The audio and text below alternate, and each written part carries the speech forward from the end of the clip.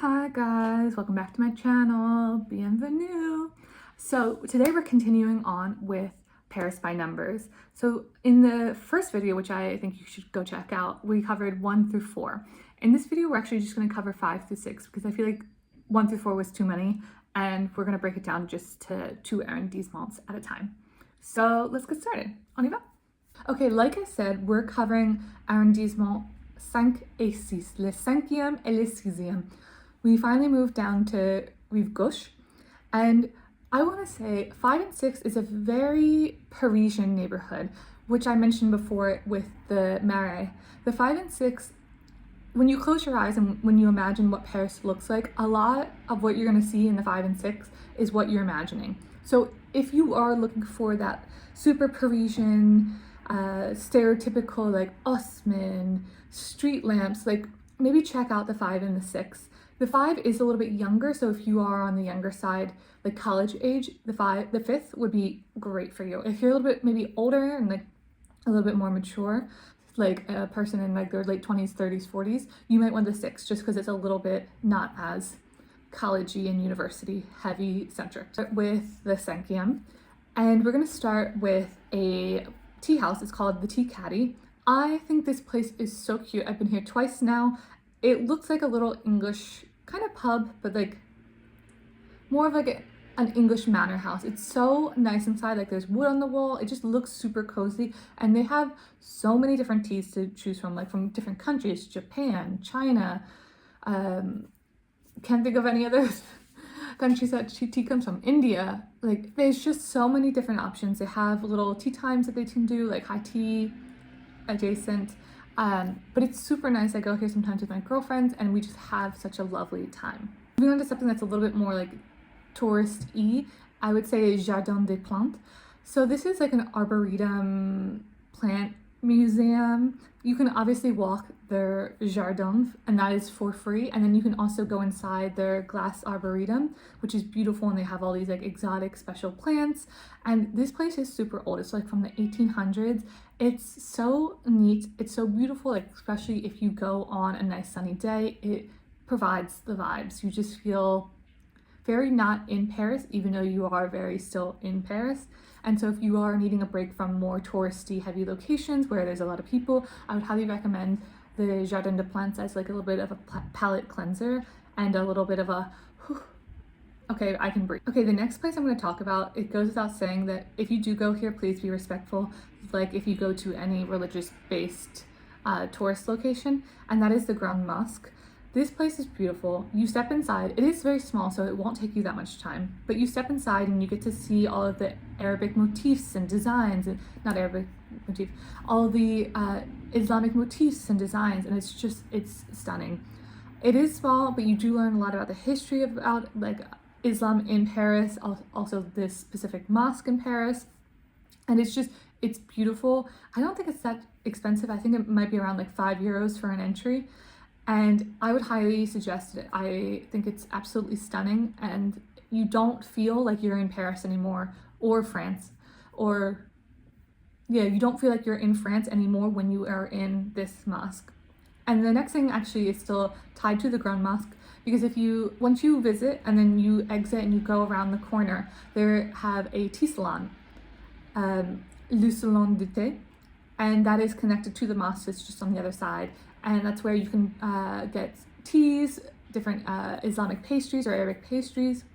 It's beautiful. Again, you do not feel like you are in Paris anymore. And it's just so nice. There's like trees in like the courtyard, and you're just sat, and you just feel like you're teleported on a vacation, even though you're actually still on vacation. I really enjoy going there and getting the little different kind of cookies. So I would highly recommend. So next is for nightlife, and that's Caveau de La Hochette. I believe I'm saying that right. So this is actually a jazz bar, and it's not that far from Notre Dame or Shakespeare and Company. It's in that same area. And it's called Caveau because you go underground for the live music, and there's always, every single night basically, there's different live music that you can see, different kinds of jazz groups. It's incredible. If you have a time or you have availability to see live jazz in Paris, I would highly recommend it. It's so fun. You just feel like you're honestly living a dream and it's amazing. So I would highly recommend this Jazz location. But if you do come in August, they're closed. So just double check when you're coming and to see if places are open. I know a lot of people when they come to France, they want to try French food. I can make an entire different video about French food, but one of the most visited restaurants that I've went to in Paris is actually called Gajo Restaurant. It's an Ethiopian place. It's very small. It is incredible. I think everybody needs to try Ethiopian food. They have stuff for meat eaters and they have stuff for vegetarians as well, like myself. It's so good, and trust me, you will not leave hungry after eating at an Ethiopian restaurant. And this one is incredible. It's also very well located. It's in a very nice location with loads of bars, loads of restaurants in this area. So eat at this restaurant and then you can go to a bunch of different bars and spend the entire night out. It's a great place. I would highly recommend it. So that was the 5th. Now we're going into the 6th arrondissement. So here, the 6th arrondissement, referred to as Saint-Germain. That's just another name for this area. Saint-Germain is very fancy, very highbrow Paris. So there's obviously going to be loads of shopping here.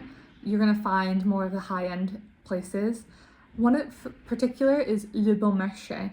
Le Bon Marché is a huge department store where you'll find so many different brands, women's, men's, kids, home. But what I want to talk about is Le Grand Épicerie. This place is like a high-end supermarket basically, and they have so many things to choose from. Every year before I go home for Christmas, I go to Le Grand Épicerie to buy things for my parents as Christmas gifts. There's just so many different things to choose from so many different regions in France. You'll find, honestly, whatever you're looking for. There's chocolates, there's teas, there's pastries, cookies, cheeses. You can even get butter that they saran wrap so that you can take the butter on the plane, which is crazy to me, but some people love French butter that much. And if you do too, go to Le Grand Épicerie and buy some butter and take it home with you. But even just if you are interested in like to window shop for food like I do sometimes, I just like to go and see all the different things that they have to offer. And it's crazy. Just be warned, it is a little bit expensive, so just be aware when you are shopping there that even the little cookies, it might add up. Speaking about food, look at these. These are ice creams that are supposed to look like fruits, and they are incredible. It's by Fruttini di Mo. Sorry for my Italian. It's not one of the languages I speak. But I'll be seeing these are incredible. They're so refreshing. They are amazing. In French, you say a trompe d'oeil. And it's like when something looks like something else. So obviously these are ice creams that look like the fruit that is in it. They're incredible. They're all over social medias. I think they're worth it. They are a little expensive, but when it comes to a sweet treat, I don't really care how much it is. I'm a sweet treat girl, so I'm gonna buy it. And I think you should too. I think they're amazing. Especially if you come here in summer and you want an ice cream, how cute are these? Come on. If you are interested in books, I would highly recommend you visiting the Marzine Library. It's one of the oldest. It dates back to the 1800s, which is crazy. So this bibliothèque actually started as a private library of a cardinal in the French army, and then it turned into actually the first public library in all of France, which is really interesting. Anybody can go and visit. It's actually free, and you can even request to view certain manuscripts or books. So I really think it's beautiful. I think a lot of people don't really know about it, and I think if you're into books or history, I think this place is beautiful and should be checked out more. So next we're going to talk about just a street, and that's Cour de Commerce de Saint-André. This street might look familiar to you because it actually is featured in Emily in Paris, and so a lot of people have started to go there just because it is filmed in Emily in Paris. But this street is very cute and charming and looks like old France, and if you are looking for a French restaurant, there are several along this alleyway. It's a very short street, so it won't take you very long, but if you are looking for places to eat or take a drink, this place would be a great place to look into. I would say the most famous restaurant on this street is Brasserie du Pré. I've personally never been to it just because as a vegetarian, there's not a whole lot of options there for me, but this place is always having a huge line in the front of it. I also believe was filmed featured in Emily in Paris as well. And yes, I've never seen it not busy. So if you're interested in French food, maybe check out this place and see if you're interested in. These were both the 5th and the 6th arrondissement, two neighborhoods that I would highly suggest visiting, especially if this is maybe your second time and you've already seen some of the bigger things and you're looking to see more unique and different and maybe a little bit more shopping and experiencing the city versus seeing like Le Tour Eiffel or Le Arc de Triomphe. The 5th and the 6th are beautiful. I would really recommend them also in the springtime, early summer.